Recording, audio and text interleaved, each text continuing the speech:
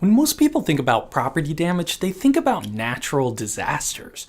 But what if I told you there's a slow-moving, geologic phenomenon that causes more damage in the United States than earthquakes, floods, hurricanes, and tornadoes combined? Hey, I'm Grady, and this is Practical Engineering. Today, we're talking about expansive soils.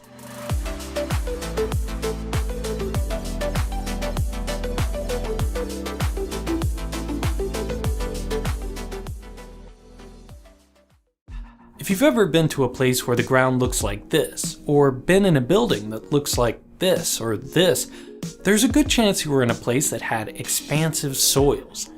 Just like these dinosaur toys, certain types of clay soils change their volume depending on moisture content.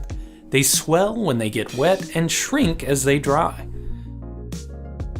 This is a microscopic mechanism where the shape and arrangement of the molecules actually change according to the amount of water mixed in.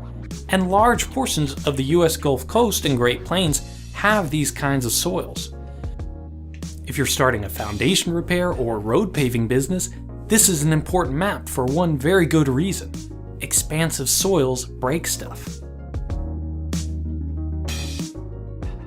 Movement on its own, and especially very slow movement, is usually not a problem for structures. This is why we can lift buildings and even move them to new locations. What causes damage is differential movement. This is where certain parts of a structure move relative to each other. Differential movement leads to sticking doors and windows, cracked walls, and just general out-of-plumbness. And this is why expansive soils are so insidious, because they don't expand and contract evenly. For example, if your house sits on a concrete slab and you haven't had any rain, the soils around the edges of the slab will dry out and shrink while the interior remains moist. Now you get a foundation with no support around the edges. And this breaks one of the fundamental laws of civil engineering, which says, and I quote, "You gotta have dirt underneath your concrete." Expansive clay isn't just an issue for buildings. All kinds of infrastructure are at risk of damage from a shifting foundation. Leaking pipes can cause swelling of the soil, pulling apart joints, and eventually leading to issues like sinkholes. Rainwater infiltrating through the cracks in roadways causes localized areas of swelling, making the road bumpy and uneven. Not even sidewalks, and by proxy rollerbladers, are spared. When designing to account for expansive clays, engineers not only have to know how much the soil can change in volume, but also how hard it can push on anything sitting above, also known as swell pressure. So I've rigged up a little test so that we can see not only how soil swells, but also how much pressure it can exert. This apparatus is called an odometer, and it's similar to a hydraulic cylinder, except I'm using dirt instead of oil. I'll use a dial indicator to measure how far the sample is able to move the piston. If you work in a soil laboratory, I'll just apologize now for the rest of this video. For my first test, I've got some soil straight from my own backyard. After all, there's no place like a geologic unit containing abundant clay with high swelling potential. I put this in the oven to dry out first. Don't tell my wife. Just kidding, she knows who she married. Now let's put it in the apparatus and watch what happens.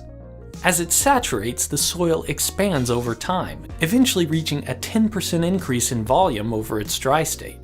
Trust me, that's enough to put a crack in the drywall. But it's really not that dramatic on video. So to help illustrate the rest of these concepts a little better, I've got a bag of instant viral video. That's right, I'm talking about super absorbent polymer beads, also known as Orbeez. These beads actually behave very similar to expansive soils, except they're way cooler than dirt in almost every way, even for a civil engineer. First, I tested these with no confining pressure, and went a bit overboard. You can imagine if you built a house on this, you might get motion sickness every time it rains. It would wreak havoc on your structure. I tried it again with fewer Orbeez, but it was still too much.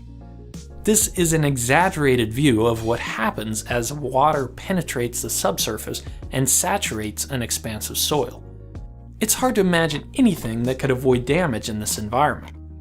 So let's add some weight, and fewer Orbeez this time so I don't max out the range of my dial indicator. You can see that these fishing weights hardly make a difference. And that makes sense, right? A house probably puts more pressure on the ground below it than a few fishing weights. What about 10 times that weight? It takes them a bit longer, but these Orbeez are still able to swell to their full dimension under this 20-pound barbell, which is about the most my little acrylic odometer can handle. This is not just the case for Orbeez, by the way. Some clay soils have swell pressures on the order of megapascals. That's hundreds of pounds per square inch. So you can see how big of a challenge these expansive soils can pose. There are lots of ways that engineers try to mitigate damage from these kinds of soils. You can simply remove all the expansive clay and bring in better soils for your project. You can grade the site so that water drains away from the structure, keeping moisture fluctuations down. You can mix chemicals into the soil that limit its ability to absorb water. Finally, you can simply build heavy enough to counteract the swell pressure and keep the soil from expanding.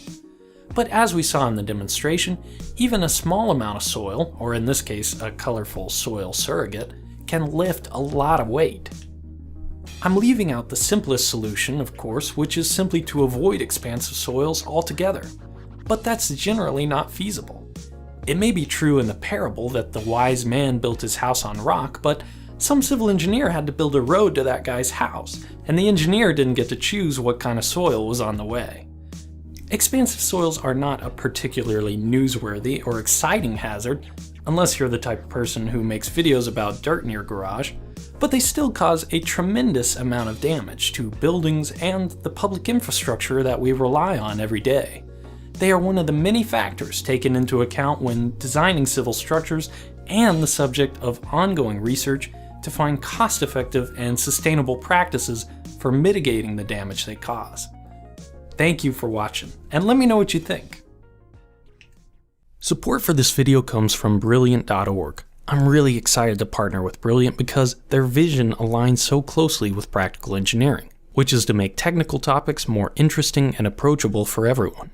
I love learning, but even I admit sometimes math and science education can be tedious and abstract. Brilliant cuts through the tedium by giving you interesting puzzles in guided sequences that help you master each concept at your own pace. Brilliant focuses on problem solving and practical applications of science and math, which is pretty much the definition of engineering. To support practical engineering and learn more about Brilliant, go to brilliant.org/practicalengineering and sign up for free. In addition, the first 200 people that go to the link in the description will get 20% off the annual premium subscription. Again, thank you for watching, and let me know what you think.